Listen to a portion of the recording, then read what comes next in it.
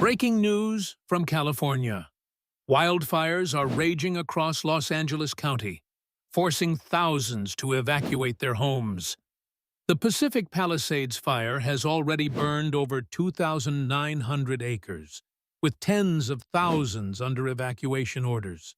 Residents are fleeing their homes, leaving behind everything they know, as flames advance rapidly.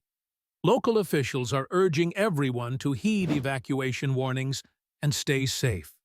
The fires, fueled by strong Santa Ana winds, have created a dangerous situation for firefighters and residents alike.